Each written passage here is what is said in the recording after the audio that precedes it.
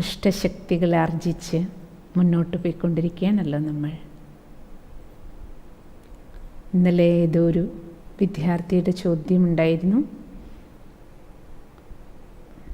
പഠിക്കാൻ മനസ്സ് തോന്നുന്നില്ല, എനിക്ക് ആത്മീയ വിഷയത്തിലാണ് താല്പര്യം, എന്താ ചെയ്യേണ്ടത് എന്ന്. അപ്പം ആ ചോദ്യത്തിൻ്റെ ആൻസറിലൂടെ നമുക്കിന്ന് ആരംഭിക്കാം.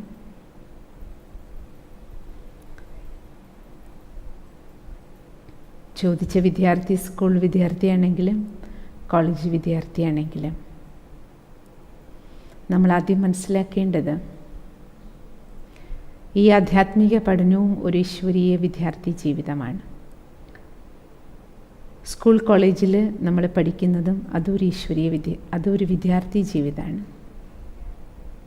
കാരണം നമ്മൾ മനുഷ്യരെന്ന് പറഞ്ഞാൽ ആത്മാവുമുണ്ട്, ശരീരമുണ്ട്, സോളും സോയിലും രണ്ടും കൂടെ ചേരുന്നതാണ് നമ്മളിവിടെ പഠിക്കുന്നത് ആത്മാവിന് വേണ്ടുന്ന, മനസ്സിന് വേണ്ടുന്ന സുഖവും ശാന്തിയും ശക്തിയും സമാധാനവും ആർജിക്കാനുള്ള പഠിപ്പാണ്, വിവേകത്തോടെ ജീവിക്കാനുള്ള പഠിപ്പാണ്. പക്ഷേ ഈ ശരീരം ആത്മാവിനുള്ളത് കൊണ്ട് ഈ ശരീരത്തിന് ആഹാരം വേണം, വസ്ത്രം വേണം, പാർപ്പിടം വേണം, ഇതിനെല്ലാം ആവശ്യമാണ്. ഒന്ന് സ്വന്തം ശരീരം. ഇനി നമ്മൾ മക്കളായിട്ടൊരു കുടുംബത്തിലാണെങ്കിൽ നമ്മളൊരു ഫാമിലിയായിട്ട് കണക്റ്റായിട്ടിരിക്കുമ്പോൾ നമുക്ക് നമ്മുടെ കുടുംബത്തോടും ചില കടമകൾ പൂർത്തിയാക്കാനുണ്ടാവും. അപ്പോൾ വ്യക്തിപരമായിട്ടാണെങ്കിലും കുടുംബത്തിലാണെങ്കിലും സമൂഹത്തിൽ നമ്മൾ ജീവിക്കുകയാണ്. അവിടെയും നമുക്ക് ഉപജീവനം, ശരീരം ഉള്ളിടത്തോളം ഭഗവാൻ എപ്പോഴും പറയും, മക്കളെ ഈ ദേഹം ഉള്ളിടത്തോളം നിങ്ങൾക്ക് കർമ്മം ചെയ്യണം. ഇവിടെ രാജയോഗത്തിൽ നമ്മൾ ആദ്യമേ പറഞ്ഞിരുന്നു, കർമ്മയോഗി ജീവിതമാണ്, ഒന്നും ചെയ്യാതിരിക്കലല്ല. ഭഗവാൻ പറയണത് നിങ്ങൾ പഠിക്കുകയാണെങ്കിൽ സ്കൂളിലാണെങ്കിൽ ഒന്നാന്തരം വിദ്യാർത്ഥിയായിരിക്കണം, കോളേജിലാണെങ്കിൽ നമ്പർ 1 ആയിരിക്കണം. എല്ലാത്തിലും ഏതാണോ, പ്രൊഫഷനിലാണെങ്കിലും ജോലി സ്ഥലത്താണെങ്കിലും ആരെന്ത് ജോലി ചെയ്യുന്നോ അതിൽ നമ്പർ 1. അതുകൊണ്ട് സ്കൂൾ കോളേജ് വിദ്യാഭ്യാസം വേണ്ട എന്നുള്ളതല്ല, അതുണ്ടെങ്കിലേ നമുക്കിതെല്ലാം ചെയ്യാൻ പറ്റും. ഇനിയിപ്പോൾ ഒരു ആത്മീയ മാർഗത്തിലേക്ക് തന്നെയാണ് നമ്മുടെ ടേസ്റ്റ് എന്നിരിക്കട്ടെ, എന്നാൽ പോലും നമുക്ക് എഡ്യൂക്കേഷൻ, സ്കൂൾ കോളേജ് വിദ്യാഭ്യാസം ഏറ്റവും അത്യന്താപേക്ഷിതമാണ്. അപ്പോൾ നോക്കൂ, ഈ ജ്ഞാനം തന്നെ നമുക്ക് കേൾക്കണമെങ്കിലും മനസ്സിലാക്കണമെങ്കിലും ഇതിനി ഒരാളോട് പറയണമെങ്കിലും എല്ലാം അത്യാവശ്യം ഭാഷ അറിയണം, അല്ലേ? നമുക്ക് ഇംഗ്ലീഷ് അറിഞ്ഞാൽ ഈ ജ്ഞാനം നമുക്ക്, അല്ലേ, എല്ലാവർക്കും പറഞ്ഞു കൊടുക്കാം. ഇംഗ്ലീഷ് അറിയുന്നവർക്കും പറഞ്ഞു കൊടുക്കാം, ഹിന്ദി ഭാഷ അറിഞ്ഞാൽ അതറിയുന്നവർക്കും പറഞ്ഞു കൊടുക്കാം. പിന്നെ നമുക്ക് ജീവിക്കാൻ ആധ്യാത്മിക കാര്യങ്ങൾ ചെയ്യണമെങ്കിൽ എന്ത് വേണം? ശരീരം, മനസ്സ്, ധനം എല്ലാം ആവശ്യമാണ്. അപ്പോൾ നമ്മൾ ജോലി ചെയ്ത് പൈസ ഉണ്ടാക്കിയാൽ ആ പൈസയെ നമുക്ക് ഏറ്റവും നല്ല കാര്യത്തിന് ഉപയോഗിക്കാം. കാരണം പൈസ ഇല്ലാതെ നമുക്ക് ജീവിതത്തിലൊന്നും നടക്കില്ലല്ലോ, എല്ലാ കാര്യത്തിനും വേണമല്ലോ, വേണ്ടേ? ഇപ്പോൾ ഈ സത്സംഗം നടക്കുന്നു, ഇതിൻ്റെ പിന്നിലും ചിലവുകളുണ്ടല്ലോ, പല കാര്യങ്ങളില്ലേ.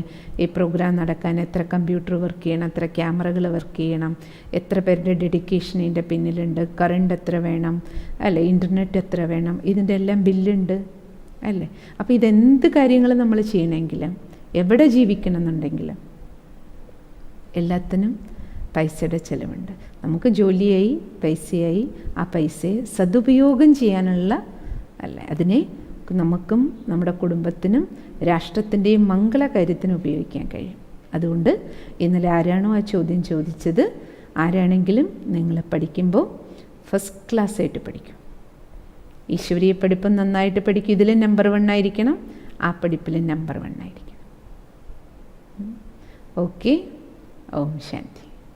ഇനി നമുക്ക് നമ്മുടെ ടോപ്പിക്കിലേക്ക് കടക്കാം. നമുക്കിന്ന് അടുത്ത 2 ശക്തികൾ, സഹനശക്തിയും നേരിടാനുള്ള ശക്തിയും, ഈ 2 ശക്തികളാണ് ഇന്ന് നമുക്ക് മനസ്സിലാക്കേണ്ടതും ജീവിതത്തിൽ ഉപയോഗിക്കേണ്ടതും. സഹനം എന്ന് പറയുമ്പോൾ ചിലർ വിചാരിക്കും, പൊതുവെ ലോകത്തിൽ സഹനം എന്ന് പറഞ്ഞാൽ, അല്ലേ, എന്തോ ഒരു ദയനീയമായ കാര്യം, അല്ലേ, എന്തോ പറ്റാത്ത കാര്യം, സഹിച്ചല്ലേ പറ്റൂ, അല്ല എന്താ ചെയ്യുക, നിവൃത്തിയില്ലല്ലോ, നിവൃത്തികേട് ചെയ്യുന്ന എന്തോ ദയനീയമായ കാര്യം പോലെ എടുക്കാറുണ്ട്. നിവൃത്തികേട് അതല്ല നമ്മളിവിടെ പഠിക്കണേ. നമ്മൾ പഠിക്കുന്നത് സഹന ശക്തിയെക്കുറിച്ചാണ്. ടോളറൻസിൻ്റെ പവറിനെ കുറിച്ചാണ് നമ്മൾ പഠിക്കുന്നത്, അതിൻ്റെ ദയനീയ വശത്തെക്കുറിച്ചല്ല. എന്തുകൊണ്ടെന്നാൽ സഹിക്കുക എന്ന് പറഞ്ഞാൽ എന്താണെന്ന് നമ്മൾ ശരിയായി മനസ്സിലാക്കി കഴിയുമ്പോൾ നമുക്ക് മനസ്സിലാകും അത് ഒരു പവറാണ്, ദുർബലതയല്ല എന്ന്. അതുകൊണ്ട് സഹനശക്തി എന്താണെന്ന് ആദ്യം മനസ്സിലാക്കണം. നമുക്ക് നമ്മുടെ ഉള്ളിൽ നിന്നോ പുറത്തുനിന്നോ ഏതെങ്കിലും ഒരു സാഹചര്യം വരുമ്പോൾ, പ്രത്യേകിച്ചും വിപരീത സാഹചര്യങ്ങൾ ജീവിതത്തിൽ വരുമ്പോൾ, പ്രതിസന്ധികൾ വരുമ്പോൾ, അതിനെ ഏറ്റവും നല്ല രീതിയിൽ അർത്ഥം ആ പ്രതിസന്ധി ഘട്ടം തരണം ചെയ്യുന്ന സമയത്തും നമ്മുടെ മനസ്സ് സമാധാനത്തോടെ, നമുക്ക് ശാന്തമായി മനസ്സമാധാനത്തോടെ ആ കാര്യത്തെ ഏറ്റവും ഉചിതമായ രീതിയിൽ നേരിടാനുള്ള ആ പവർ, ആ കഴിവിൻ്റെ പേരാണ് സഹനം. അപ്പം നിങ്ങൾ ആലോചിച്ച് നോക്കൂ, സഹനശക്തി നമുക്ക് എത്രത്തോളം വേണം. ചിലപ്പോൾ നമ്മൾ പറയില്ലേ, ഭൂമിയോളം സഹിച്ചു, ഇനി എനിക്ക് പറ്റില്ല. അപ്പോൾ എന്തോ പറ്റാത്തൊരു കാര്യം നമ്മൾ ചെയ്തു എന്നാണ് നമുക്ക് തോന്നുന്നത്, അല്ലേ? അപ്പം സഹനം എന്ന് പറഞ്ഞാൽ സന്തോഷത്തോടെ ചെയ്യാനുള്ളതാണ്, സ്നേഹത്തോടെ ചെയ്യാനുള്ളതാണ്. ഒരമ്മ തൻ്റെ കുഞ്ഞിന് വേണ്ടിയിട്ട്, അല്ലേ, ഒരു കുട്ടിയെ ഗർഭം ധരിക്കുന്നത് മുതലൊരു മാതാവ് സഹനമാണ്. പക്ഷേ അത് സ്നേഹത്തോടെയാണ്, സന്തോഷത്തോടെയാണ് ചെയ്യണം, അല്ലേ? അപ്പം അതേപോലെ നമ്മുടെ ജീവിതത്തിലും നമുക്ക് സഹനശക്തി ആവശ്യമായിട്ട് വരും. എപ്പോഴൊക്കെ? പ്രത്യേകിച്ചും ഇപ്പം നോക്കൂ, കലിയുഗത്തിലാണ്. ഇപ്പം നമുക്കറിയാം കാലചക്രം കറങ്ങി ഇപ്പം നമ്മൾ എവിടെ എത്തി നിൽക്കണേ? അല്ല, മൂല്യച്യുതി സംഭവിച്ചിരിക്കുന്ന ഒരു കാലഘട്ടത്തിലാണ്. സതോ ഗുണിയായിരുന്ന നമ്മൾ തമോ ഗുണി അവസ്ഥയിലാണ്. ഇത് നമ്മുടെ മാത്രമല്ല, എല്ലാവരുടെയും അവസ്ഥ. എല്ലാ ബാറ്ററികളും ഡിസ്ചാർജ് ആയിരിക്കുകയാണ്, അല്ലേ? അപ്പോൾ മൂല്യമില്ലാത്തൊരു ലോകത്തിൽ മൂല്യങ്ങളോടെ നമുക്ക് ജീവിക്കണമെങ്കിൽ, ക്രോധിക്കുന്നവരുടെ ഇടയിലും ശാന്തനായിട്ട് പെരുമാറണമെങ്കിൽ, അസത്യം നിറഞ്ഞവരുടെ ഇടയിൽ സത്യതയോടെ ജീവിക്കണമെങ്കിൽ, നമ്മൾ ആദ്യമേ പറഞ്ഞല്ലോ അഷ്ടശക്തിയുടെ ആവശ്യം എന്തിനാണ്, ആർക്കാണ്? സതോ ഗുണിയായിട്ട് ജീവിക്കാൻ. അല്ലെ എൻ്റെ വീട്ടിലെല്ലാവരും ഇങ്ങനെയാണ്, എൻ്റെ ഓഫീസിൽ ജോലി ചെയ്യുന്നവരെല്ലാവരും ഇങ്ങനെയാണ്, പിന്നെ ഞാനൊരാൾ മാത്രം നന്നായിട്ട് എന്താ കാര്യം എന്ന് ചിന്തിക്കുന്നവർക്ക് ഈ ശക്തികളൊന്നും പഠിക്കേണ്ട ആവശ്യമില്ല. എല്ലാവരുടെയും കൂട്ടത്തിൽ ഒരാളായിട്ട് ജീവിക്കാനാണെങ്കിൽ പ്രത്യേകിച്ച് ആത്മീയ പഠിപ്പൊന്നും വേണ്ട. എങ്ങനെ നമ്മൾ ഇത്ര നാൾ പോയോ അങ്ങനെ അങ്ങ് പോയാൽ മതി. പക്ഷേ അശാന്തിയുടെ നടുവിൽ എനിക്ക് ശാന്തനായിട്ട് ജീവിക്കണമെങ്കിൽ, അസത്യത്തിൻ്റെ നടുവിൽ എനിക്ക് സത്യതയോടെ പോകണം എന്ന് തോന്നുന്നുവെങ്കിൽ, അവിടെയാണ് എന്തിൻ്റെ ആവശ്യം? സദോ ഗുണങ്ങളെ നിലനിർത്താനാണ് നമുക്ക് സഹനശക്തിയുടെ ആവശ്യം. അതുകൊണ്ടാണ് സഹനം പവറാണെന്ന് പറയാൻ കാരണം. എന്തുകൊണ്ടെന്നാൽ ആത്മീയത എന്ന് പറഞ്ഞാൽ എന്താ? ശാന്തമായി ജീവിക്കാനേ ആത്മീയത വേണ്ടു. സ്നേഹത്തോടെ ജീവിക്കാൻ, വിനയത്തോടെ ജീവിക്കാൻ, സന്തോഷത്തോടെ ജീവിക്കാൻ, അല്ലേ, സമാധാനത്തോടെ ജീവിക്കാൻ. അങ്ങനെയാണെങ്കിലേ നമുക്ക് ഈ സ്പിരിച്വൽ സ്റ്റഡിയെ വേണ്ടു. ആ താല്പര്യം ഉള്ളതുകൊണ്ടാണ് നിങ്ങളെല്ലാവരും ഈ സത്സംഗം കേൾക്കണേ. അങ്ങനെയുള്ള ജീവിതത്തിൽ താല്പര്യം ഇല്ലെങ്കിൽ പിന്നെ സത്സംഗം അല്ലെങ്കിൽ ആത്മീയത അങ്ങനെയുള്ള വിഷയത്തിലേക്ക് അല്ലാത്തവർ തിരിഞ്ഞു പോലും നോക്കില്ല. താനെന്ത് വിചാരിച്ചു, എങ്ങനെ തനിക്ക് എന്തൊക്കെ തോന്നുന്നോ അതാണ് ജീവിതം ജീവിക്കാനുള്ള മാർഗമെന്ന് വിചാരിച്ച് മുന്നോട്ട് പോകുന്നവരാണെങ്കിൽ പിന്നെ ഒരു ഓപ്ഷൻ പോലും അവർ തരയില്ലല്ലോ. അപ്പം നിങ്ങൾ ഈ ഓപ്ഷൻ എടുത്തു, ഈ സന്ധ്യാസമയം കഴിഞ്ഞപ്പോൾ 10-25 ദിവസങ്ങൾ കൊണ്ട് വൈകുന്നേരം ഈ സമയം നിങ്ങൾ ഇത്രയും മാറ്റി 1-1.5-2 മണിക്കൂർ സമയം ഇതിനു വേണ്ടി മാറ്റി വെച്ച് ജോലിയുണ്ടെങ്കിലും എല്ലാം ഒതുക്കി വന്നിരിക്കുന്ന അർത്ഥം തന്നെ എന്താണ്? തീർച്ചയായിട്ടും നിങ്ങൾക്ക് ആ ഒരു ആത്മീയ ജീവിതത്തിലൂടെ നമ്മുടെ ജീവിതത്തിൽ സുഖവും ശാന്തിയും സമാധാനവും എനിക്കും എൻ്റെ കുടുംബത്തിനും ഉണ്ടാകണം എന്ന് തീർച്ചയായും ആഗ്രഹമുള്ളത് കൊണ്ടാണ് നിങ്ങളെല്ലാവരും ഈ സത്സംഗം കേൾക്കണം. അതുകൊണ്ട് ആണ് ഈ ശക്തികളെക്കുറിച്ച് നമ്മൾ ഡിസ്കസ് ചെയ്യണം. പരമാത്മാ നമുക്ക് കുട്ടികൾക്ക് പറഞ്ഞു തരുന്നത്, മക്കളെ ഇന്നത്തെ സത്സംഗത്തിലും കൂടി രാവിലെ പ്രഭാതത്തിലെ മുരളിയിൽ ബാബ എന്താ പറഞ്ഞതെന്നറിയൂ? ഇന്ന് മുരളിയുടെ ലാസ്റ്റ് ഒരു മഹാവാക്യമുണ്ട്, ശ്ലോകൻ എന്ന് പറയും, ഒറ്റ വരി. അതിൽ ഭഗവാൻ പറഞ്ഞത്, മക്കളെ ശക്തികൾ ലൈറ്റാണ്, ശക്തികളുടെ ലൈറ്റ് ഉണ്ടെങ്കിൽ നിങ്ങൾക്ക് മായയുടെ ഉപദ്രവം ഉണ്ടാകില്ല. കാരണം കലിയുഗക്കാട്ടിലാണ് ജീവിക്കണേ. നിറയെ വന്യമൃഗങ്ങളുണ്ടാവും നമുക്ക് ചുറ്റും. കണ്ടിട്ടില്ലേ, മൃഗങ്ങളൊക്കെ വെളിച്ചം കാണുമ്പോൾ ഓടിപ്പോവും. അപ്പോൾ വെളിച്ചം അടിച്ച് കാണിക്കണ കണ്ടിട്ടില്ലേ? അല്ലെങ്കിൽ തന്നെ ഇരുട്ടിലൂടെ നടക്കുമ്പോഴല്ലേ നമ്മൾ അറിയാതെ ഒരു പാമ്പിൻ്റെ പോലും ദേഹത്ത് പോയി ചവിട്ടും. കാരണം ചിലപ്പോൾ കയറാണെന്ന് വിചാരിക്കും. വെളിച്ചം ഉണ്ടെങ്കിൽ അറിയും അല്ലേ, അപ്പോൾ പോയി ചവിട്ടില്ല, ചവിട്ടിയത് കടിക്കും. അപ്പോൾ ശക്തികളുടെ ആവശ്യം എന്തിനാണ്? ഈ കലിയുഗക്കാട്ടിൽ നമ്മൾ സഞ്ചരിക്കുമ്പോൾ നമുക്ക് ശക്തികൾ വെളിച്ചമാണ്. ആ വെളിച്ചത്തിൽ 5 ദുർവികാരങ്ങളാകുന്ന മായയെ, വന്യമൃഗങ്ങളെ ഓടിക്കാൻ നമുക്ക് കഴിയും. അതുകൊണ്ടാണ് ഭഗവാൻ പറയണ, മക്കളെ നിങ്ങൾ എന്നെ ഓർമ്മിക്കൂ, ആത്മാവാണെന്ന് മനസ്സിലാക്കി പരമാത്മാവായ എന്നെ സ്മരിച്ചാൽ ആത്മാവിലേക്ക് ലൈറ്റ് വരും. ആ ലൈറ്റിൽ ഭഗവാൻ പറയണ, മക്കളെ ഈ ആത്മാവിൽ നിറയുന്ന പരമാത്മാ ലൈറ്റിലുള്ളത് മൈറ്റാണ്, ശക്തിയാണ്. ശക്തി നിറയുമ്പോൾ എന്താകും? എവറിത്തിങ് വിൽ ബി റൈറ്റ്, എല്ലാം ശരിയായിട്ട് മാറും. അപ്പം ലൈറ്റ്, മൈറ്റ് അല്ലേ, റൈറ്റ്. ഓരോ ചുവടും നമ്മുടേത് ശരി ശരി ശരി ശരികളിലൂടെ നമ്മൾ സഞ്ചരിക്കാൻ തുടങ്ങും. അപ്പോൾ നമ്മുടെ ചുവടുകൾ ശരിയാകുമ്പോൾ എന്താവും? നമുക്ക് റിട്ടേൺ വരുന്ന എനർജിയും ശരിയായതേ വ്യക്തിയും വസ്തുവും സംഭവങ്ങളും എല്ലാം നമ്മുടെ അടുത്തേക്ക് റിട്ടേൺ. ലോ ഓഫ് അട്രാക്ഷൻ അതാണല്ലോ പറയണത്. നമ്മുടെ അടുത്ത് നിന്ന് പോകുന്ന എനർജിക്ക് അനുസരിച്ച് നമ്മുടെ അടുത്തേക്ക് തിരിച്ചു വരും. പക്ഷെ നമ്മളിൽ നിന്നുള്ള കർമ്മം ഏറ്റവും റൈറ്റ് ആകണം, വെറുതെ വരില്ല ഒന്നും അല്ലേ. അപ്പം അതുകൊണ്ട് നമുക്ക് ഏറ്റവും പ്രധാനപ്പെട്ട അഷ്ടശക്തികളിൽ ഒന്നാണ് സഹനശക്തി. ഇപ്പം നമ്മൾ ഉദാഹരണത്തിന്, ഇപ്പം നമ്മളോട് ആരെങ്കിലും എന്തെങ്കിലും, വീട്ടിൽ തന്നെ നോക്കൂ, നമ്മൾ കുടുംബത്തിൽ ആരെങ്കിലും ഒന്ന് സംസാരിച്ചു, ഒരാൾ കുറച്ച് ഒച്ചയിട്ട് കുറച്ച് ശബ്ദം ഉയർത്തി 2 പേരിൽ ഒരാൾ നമ്മളോട് സംസാരിച്ചു എന്നിരിക്കട്ടെ. അപ്പം നമുക്ക് ആളൊച്ചയിട്ട് പറഞ്ഞു, ദേഷ്യപ്പെട്ട് പറഞ്ഞു, അല്ലെങ്കിൽ മുഖം കറുപ്പിച്ച് എന്തെങ്കിലും പറഞ്ഞു. പക്ഷെ അവർ മുഖം കറുപ്പിച്ച് പറയുന്ന സമയത്ത് തിരിച്ച് ഞാൻ എങ്ങനെ റെസ്പോണ്ട് ചെയ്യണം, ഞാൻ എങ്ങനെ റിയാക്ട് ചെയ്യണം എന്നല്ല. പൊതുവെ ആ വാക്ക ഉപയോഗിക്കണം എല്ലാവരും. എന്താ പറയണേ? സിസ്റ്ററെ നമുക്ക് റിയാക്ട് ചെയ്യണ്ടേ? എല്ലാവരും അങ്ങനെ പറയണം, പ്രതികരിക്കണ്ടേ? നമുക്ക് എല്ലാത്തിനും പ്രതികരിക്കണം. പ്രതികരണം വേറെ, റിയാക്ഷൻ വേറെ, റെസ്പോൺസ് വേറെ. റെസ്പോണ്ട് ചെയ്യുക എന്നാ പറയാം. 2 വാക്ക് 2 ഭാവമാണ്. അതിൻ്റെ അർത്ഥമേ രാത്രിയും പകലും പോലുള്ള അന്തരാണ്. സഹനം എന്ന് പറഞ്ഞാൽ ആരെന്ത് പറഞ്ഞാലും കേട്ടുകൊണ്ടിരിക്കുക, മിണ്ടാതിരിക്കുക. ആരെത്ര തലയിൽ ചവിട്ടിയാലും ആ ചവിട്ടി കയറിക്കോട്ടെ, എന്താ ചെയ്യുക, സഹനശക്തി വേണമല്ലോ, ഭഗവാൻ സഹിക്കാനല്ലേ പറഞ്ഞിട്ടുള്ളൂ, ഒന്നും മിണ്ടാതിരിക്കാം, ആരെന്ത് വേണേലും പറഞ്ഞോട്ടെ എന്നതിൻ്റെ പേരല്ല സഹനം. ഒരു തവള വെള്ളം ചൂടാക്കുമായിരുന്നു. ആ പാത്രത്തിൽ തവള കിടപ്പുണ്ട് വെള്ളത്തിൽ.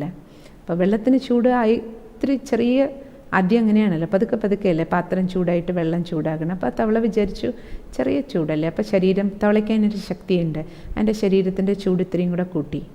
പതുക്കെ പതുക്കെ വെള്ളം ചൂടാകുന്നുണ്ട്, അത് വീണ്ടും ചൂട് കൂട്ടി. പക്ഷേ വെള്ളം തിളയ്ക്കാൻ തുടങ്ങിയപ്പോഴേക്കും എന്തായി? തവളയ്ക്ക് അതിനൊരു ലിമിറ്റേഷനുണ്ട്, അതിൻ്റെ ശരീരത്തിൻ്റെ താപനില വർദ്ധിപ്പിക്കാൻ.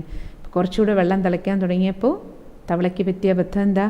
അതിന് ആ വെള്ളത്തിൽ നിന്ന് പുറത്തേക്ക് ചാടാനുള്ള ശക്തി ഇല്ലാതായിപ്പോയി.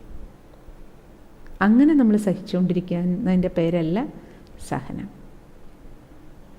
എന്ത് ഉപദ്രവങ്ങളും സഹിച്ച് പിന്നെ ആ ഉപദ്രവത്തെക്കുറിച്ച് ആരോടെങ്കിലും പറയാൻ പോലും, ആ ഉപദ്രവത്തിൽ നിന്ന് പുറത്തേക്ക് വരാൻ പോലും നമുക്ക് പറ്റാതാക്കുക. ഈ മാതിരിയുള്ള സഹനം ചെയ്തുകൊണ്ടിരിക്കുമ്പോഴാണ് പിന്നെ ആത്മഹത്യയും കൊലപാതകവും ആ രീതിയിലേക്ക് പോകണം. അയ്യോ, എങ്ങനെ എല്ലാവരോടും പറയാം, നമ്മൾ സഹിക്കണ്ടേ, സ്ത്രീകളല്ലേ സഹിക്കണ്ടേ, അമ്മമാരല്ലേ സഹിക്കണ്ടേ, ഭാര്യയല്ലേ സഹിക്കണ്ടേ. പക്ഷെ നമ്മൾ സഹനത്തിൻ്റെ അർത്ഥം മനസ്സിലാക്കണം. നമ്മുടെ ജീവിതം തന്നെ നാശത്തിലേക്ക്, അല്ലെങ്കിൽ നമ്മുടെ കുടുംബവും നമ്മുടെ മനസ്സും നമ്മുടെ ശരീരവും ഒക്കെ ഒരു നാശത്തിലേക്ക് പോകുന്ന തരത്തിൽ സഹിക്കുക എന്നുള്ളതല്ല സഹനം. തവള ചെയ്തതുപോലെ സഹിച്ചു, പക്ഷേ അതിന് പുറത്ത് ചാടാൻ പോലും പറ്റാത്ത അവസ്ഥയിലേക്ക് വരരുത് നമ്മൾ. അതിനാണ് തിരിച്ചറിയാനുള്ള ശക്തി. നമ്മൾ ശക്തികളിലൊന്ന് പറഞ്ഞല്ലോ, ഏത് സമയത്ത് എവിടെ ഏത് ശക്തി ഉപയോഗിക്കണം, അത് ഏറ്റവും ഇമ്പോർട്ടൻ്റ് ആയിട്ടുള്ള കാര്യമാണ്. ഏതാ സഹിക്കേണ്ടത്, എവിടെയാണ് തിരിച്ചറിയേണ്ടത്, അല്ലെ അവിടെ എന്ത് തീരുമാനം എടുക്കണം, ഇത് ഞാൻ സഹിച്ചുകൊണ്ടിരിക്കണോ അതോ ഇതിന് റെസ്പോണ്ട് ചെയ്യണോ, അതെങ്ങനെ റെസ്പോണ്ട് ചെയ്യണം, അവിടെ എന്ത് വാക്കുകൾ ഉപയോഗിക്കണം, അല്ലെങ്കിൽ ഇത് മറ്റാരോടും ബന്ധപ്പെട്ടവരോട് പറയേണ്ടതാണോ. കുട്ടികൾ പോലും നോക്കൂ, കുട്ടികളെയൊക്കെ ചില ഉപദ്രവങ്ങൾ പീഡനങ്ങളൊക്കെ ഉണ്ടാകുമ്പോൾ സ്വന്തം വീട്ടിൽ നിന്നാണെങ്കിൽ പോലും ആരോടും പറയില്ല. ചിലപ്പോൾ അച്ഛൻ്റെ അടുത്തു നിന്നായിരിക്കും, സഹോദരൻ്റെ അടുത്തു നിന്നായിരിക്കും, സ്വന്തം അമ്മയോട് പോലും പറയില്ല, അല്ലെങ്കിൽ പുറത്തുനിന്നായിരിക്കും. അങ്ങനെ പറയാതിരിക്കാൻ പഠിപ്പിക്കലല്ല നമ്മൾ വേണ്ടത്. അതിനാണ് തിരിച്ചറിയാനുള്ള ശക്തി ആവശ്യം. എവിടെ സഹിക്കണം, ഏത് കാര്യം പറയേണ്ടടുത്ത് എങ്ങനെ പറയണം, എപ്പോൾ പറയണം, ആരോട് പറയണം, അല്ലേ, അതിന് തിരിച്ചറിയാനുള്ള ശക്തി. അമ്മയോട് പറയേണ്ട കാര്യം അമ്മയോട് പറയണം. ഇനി അമ്മമാരാണെങ്കിലും അയ്യോ ഇതൊന്നും അച്ഛനോട് പറയണ്ട, അങ്ങനെ പറയാതിരുന്ന് കുട്ടികൾ ഏറ്റവും അങ്ങേ അറ്റം എത്തിക്കഴിഞ്ഞിട്ട് പിന്നെ പറഞ്ഞിട്ട് വല്ല കാര്യമുണ്ടോ? ഇല്ല. നമുക്ക് അവിടെ എന്ത് വേണം, ഏത് സഹിക്കണം, ഏത് നമ്മൾ ഉൾക്കൊള്ളണം, ഏതിന് നമ്മൾ ആക്ഷനിലേക്ക്, റിയാക്ഷൻ വേണ്ട, പക്ഷെ ആക്ഷൻ തീർച്ചയായിട്ടും എടുക്കേണ്ടടുത്ത് എടുക്കണം, അറിയിക്കേണ്ടവരെ അറിയിക്കണം. അപ്പോൾ ദേഹോപദ്രവം കിട്ടിക്കൊണ്ടേയിരിക്കുക, സഹിച്ചു പിന്നെ അവസാനം വയ്യാതായി രോഗിയായി കിടപ്പിലായിട്ട് കാര്യമില്ലല്ലോ. ദേഹോപദ്രവമാണെങ്കിൽ തീർച്ചയായും നമ്മൾ എന്ത് ചെയ്യണം, ബന്ധപ്പെട്ടവരെ, മുതിർന്നവരെ അറിയിക്കുക, നിയമ നടപടികളിലേക്ക് പോവുക. സാമ്പത്തികമായിട്ടോ അല്ലെങ്കിൽ ഉള്ള ഉപദ്രവമോ അല്ലെങ്കിൽ പൊസിഷൻ വെച്ചിട്ടുള്ള ഉപദ്രവമോ അങ്ങനെയുള്ള സാഹചര്യങ്ങളൊക്കെ വരുമ്പോൾ നമ്മളവിടെ സഹിച്ചുകൊണ്ടിരിക്കുക എന്നുള്ളതല്ല അതിൻ്റെ അർത്ഥം. പക്ഷേ നമ്മൾ സ്വന്തം വീട്ടിലാവുമ്പോൾ നമ്മൾ മനസ്സിലാക്കേണ്ടത്, സഹിക്കേണ്ടത് എവിടെയാണെന്ന് മനസ്സിലാക്കാൻ എളുപ്പമാണ്. നമ്മൾ നോക്കിയാൽ മതി. നമ്മൾ ചിലപ്പം നമുക്ക് തോന്നില്ലേ, ഷോ ഇനി എനിക്ക് വയ്യ സഹിക്കാൻ, ഇത്രയും കാലം ഞാൻ സഹിച്ചു. ബുദ്ധിമുട്ടി കഷ്ടപ്പെട്ട് വിഷമിച്ച് സഹിക്കാർത്ഥം അത് റോങ് ആണ് നമ്മൾ ചെയ്തുകൊണ്ടിരിക്കുന്നത്.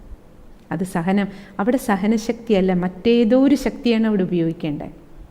ചിലരുണ്ട് ഈ അഷ്ടശക്തികളിൽ ഏതെങ്കിലും ഒരു ശക്തി മാത്രം കൈവച്ചുകൊണ്ട് ജീവിക്കുന്നവരുണ്ട്.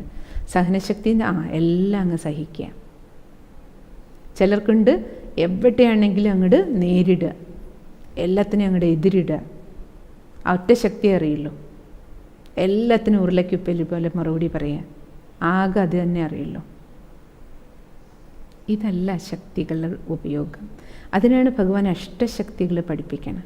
അതുകൊണ്ട് ഈശ്വരൻ പറയണ, മക്കളെ നിങ്ങൾ ശരിയായി തിരിച്ചറിയൂ, എവിടെ സഹിക്കണം, എവിടെ തിരിച്ചറിയണം, എവിടെ തീരുമാനം എടുക്കണം, അല്ലേ, ഏത് ഉൾക്കൊള്ളണം, എവിടെ ഉൾവലിയണം.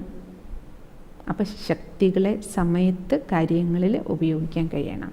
അതിനാണ് ജ്ഞാനത്തിൻ്റെ ആവശ്യം, ലൈറ്റ് സത്സംഗത്തിൻ്റെ ആവശ്യം.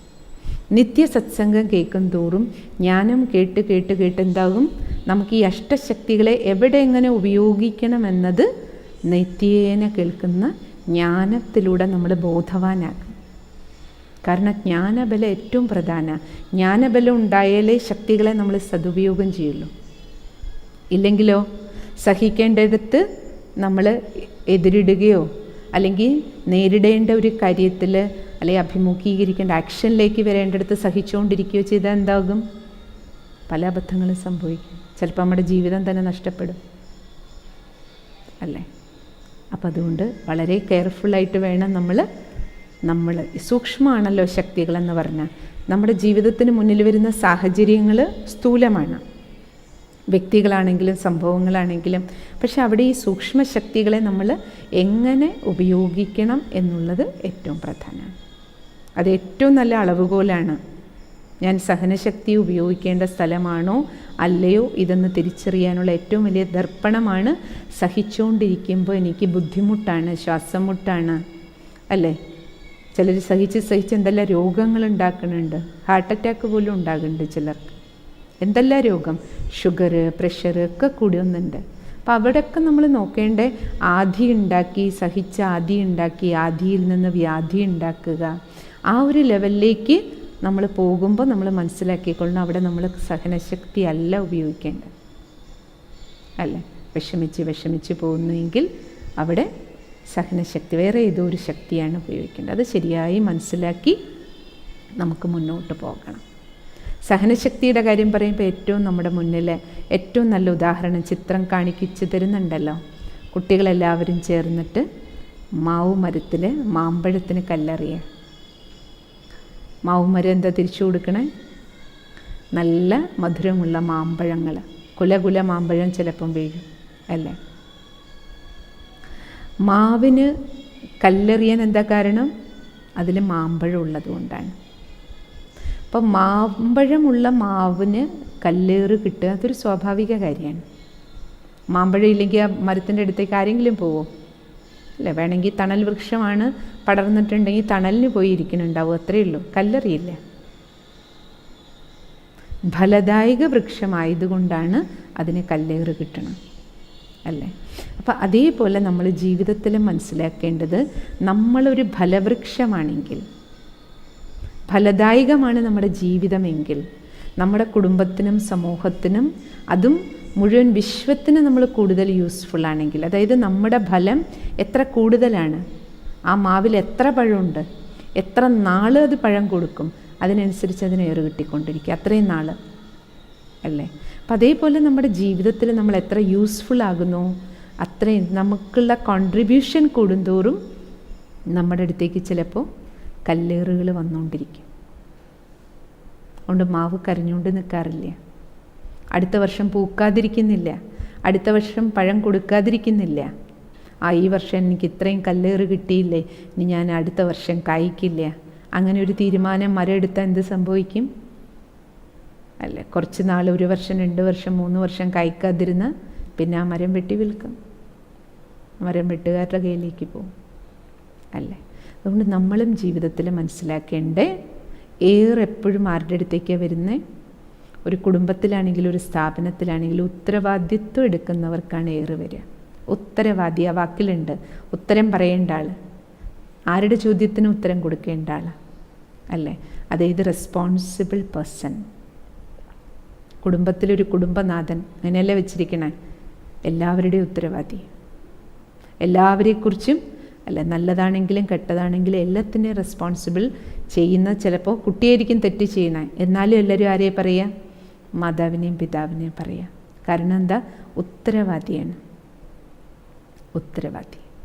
അപ്പം അതേപോലെ നമ്മൾ ഓരോരുത്തരും എവിടെയാണെങ്കിലും ഉത്തരവാദിത്തപ്പെട്ട റോളാണ് നമുക്ക് ആത്മാവ് ഈ ശരീരം ഉപയോഗിച്ച് അഭിനയിക്കുന്ന റോളെങ്കിൽ തീർച്ചയായിട്ടും നമുക്ക് പലതരത്തിലുള്ള കല്ലേറുകൾ ജീവിതത്തിൽ വരാം. അപ്പം നിങ്ങൾ നോക്കൂ, നമ്മുടെ മുഖ്യമന്ത്രിമാരാകട്ടെ, പ്രധാനമന്ത്രിമാരാകട്ടെ അല്ലേ, മുഖ്യ പാർട്ടിൽ ആരാണോ ഇരിക്കണം അവർക്കായിരിക്കും, മുഖ്യമായിട്ടുള്ള ആൾക്കായിരിക്കും കൂടുതൽ കല്ലേറ്. പ്രധാനമന്ത്രിയുടെ കൂടെ ചിലപ്പോൾ 25 50 മന്ത്രിമാരും സഹമന്ത്രിമാരും ഉണ്ടാവും, മുഖ്യമന്ത്രിയുടെ കൂടെ ഉണ്ടാവും അതേപോലെ. പക്ഷേ കല്ലേറ് കൂടുതൽ ആരുടെ അടുത്തേക്കാണ് പോവുക? മുഖ്യന്, റെസ്പോൺസിബിൾ പേഴ്സണ്. കുടുംബത്തിലായാലും അങ്ങനെ തന്നെയാണ് അല്ലേ. നമ്മളൊരു ഓഫീസിലൊരു ടീമിൽ വർക്ക് ചെയ്യുമ്പോഴും അങ്ങനെ തന്നെയാണ്. അപ്പോൾ അവിടെ നമ്മൾ മനസ്സിലാക്കേണ്ട, കാരണം എല്ലാവരുടെയും എല്ലാ ചോദ്യത്തിനും ഉത്തരം കൊടുക്കാനുള്ള ഉത്തരവാദിത്വവും ആ മുഖ്യനായിരിക്കും. പക്ഷേ നിങ്ങൾ കണ്ടിട്ടുണ്ടാവും, ബുദ്ധിമാന്മാരായ മുഖ്യ സ്ഥാനത്തിരിക്കുന്നവർ, അവരാരും എന്ത് ചോദ്യം ചോദിച്ചാലും എല്ലാത്തിനും വായി വരുന്ന ഉത്തരം പറയില്ല, മനസ്സിൽ തോന്നുന്ന ഉത്തരം പറയില്ല. റെസ്പോൺസിബിൾ പേഴ്സൺ അല്ല, ഒരു ചോദ്യത്തിന് ഉത്തരം പറയുന്നത് പോലെ നിങ്ങൾ കണ്ടിട്ടില്ലേ? അവർ സെലക്ട് ചെയ്യും, എല്ലാ ചോദ്യത്തിനും ഉത്തരം പറയില്ല, മിക്ക ചോദ്യത്തിനും സൈലൻസ് ആയിരിക്കും. എവിടെ പറയണോ, എന്തുത്തരം പറയണോ, കൃത്യമായ വാക്കുകളിൽ അളന്ന് തൂക്കിയേ പറയുള്ളൂ. കാരണം ആ ഒരു ഉത്തരത്തിൽ നിന്ന് പിന്നെ 10 ചോദ്യങ്ങൾ ഉണ്ടാവില്ലെങ്കിൽ കൂടുതൽ അല്ലേ, അത് സങ്കീർണതയിലേക്ക് പോകാൻ പാടില്ല. ഇപ്രകാരം നമ്മളും ജീവിതത്തിൽ പ്രത്യേകിച്ചും എപ്പോഴും നമ്മൾ ആരുടെ കൂടെയാണോ ഇടപഴകണത്, നമ്മുടെ വീട്ടിലും അല്ലെങ്കിൽ നിത്യം നമ്മൾ കണ്ടുമുട്ടുന്ന ജോലി സ്ഥലം, ഈ 2 സ്ഥലത്ത് നമ്മൾ വ്യവഹരിക്കുമ്പോൾ ഏറ്റവും കൂടുതൽ സൂക്ഷിക്കണം. എന്താ കാര്യം? ഈ വീട്ടിലാണെങ്കിലും നമ്മൾ ജോലി ചെയ്യുന്ന സ്ഥലത്താണെങ്കിലും നിത്യേന ഇടപഴകുന്നവരുമായിട്ട് നമുക്ക് അല്ലേ, അവിടെയാണ് ഈ സഹനശക്തിയുടെ ടെസ്റ്റ് പേപ്പർ നമുക്ക് കൂടുതൽ വരിക.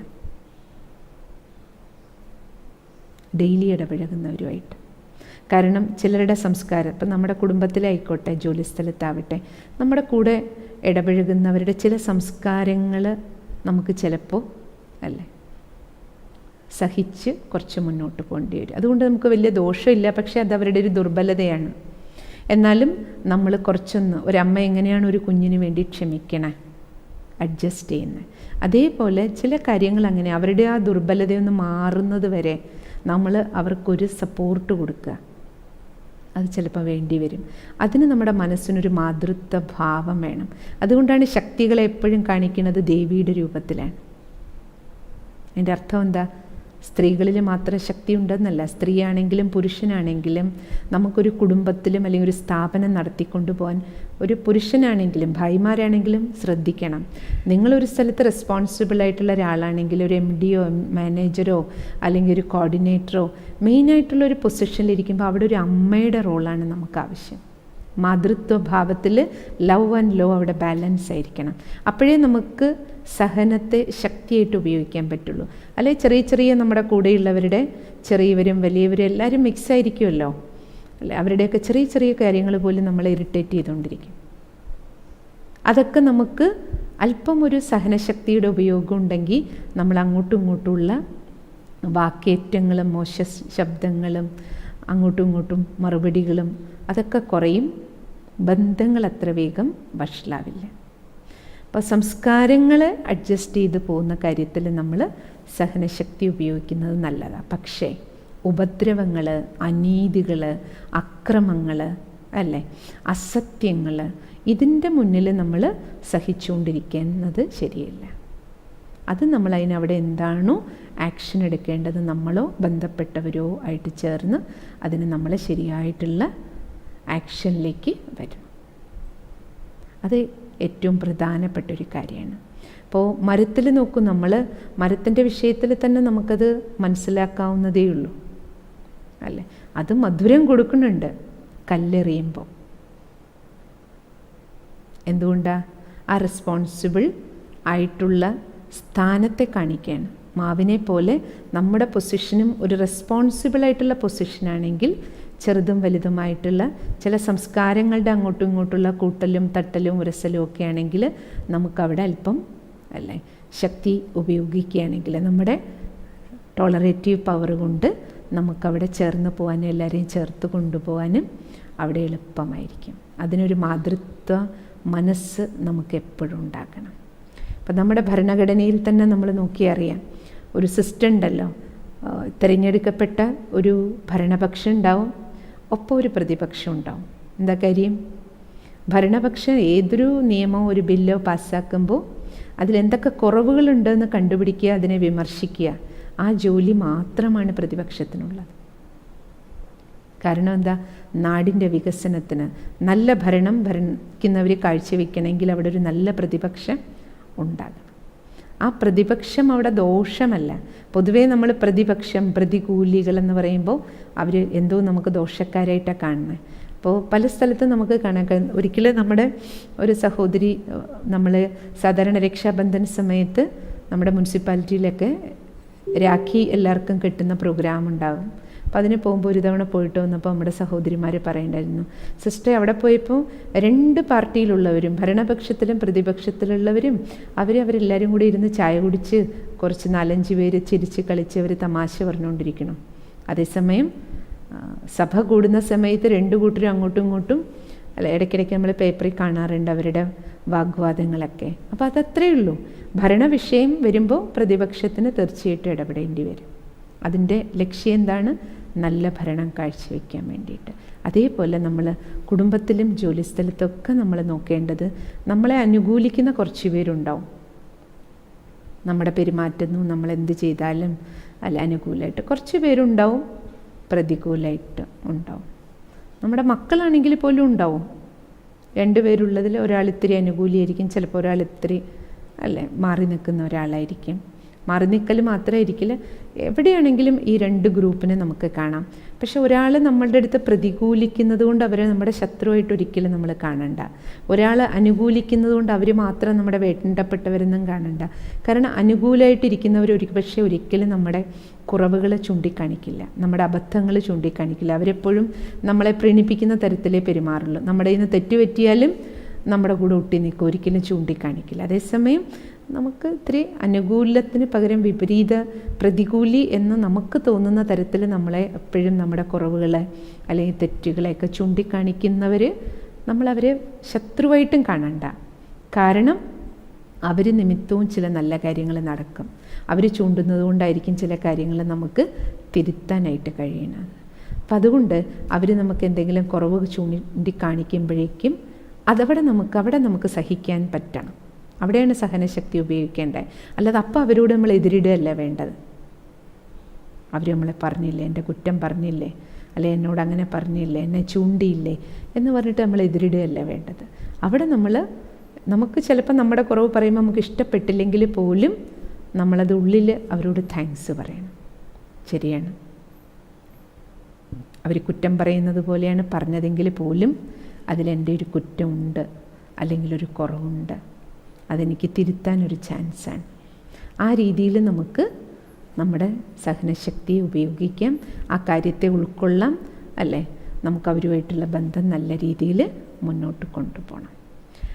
ഇനി നമ്മുടെ ചരിത്രം പരിശോധിച്ചാൽ തന്നെ നമ്മുടെ എല്ലാ മഹാന്മാരും നോക്കൂ. നബി നല്ല കാര്യം ചെയ്തതുകൊണ്ട് അല്ലേ മക്കയിൽ നിന്ന് മദീനയിലേക്ക് ഓടിച്ചു. ഗാന്ധിജി നോക്കൂ, എത്ര സഹനം സ്വാതന്ത്ര്യ സമരത്തിന് വേണ്ടി അവസാനം വെടിയേറ്റ് മരിച്ചു. യേശു ഇത്രയും നല്ല സ്നേഹത്തിൻ്റെ സന്ദേശം നൽകി ജനങ്ങൾക്ക്, കുരിശിൽ തറച്ചു, അല്ലേ?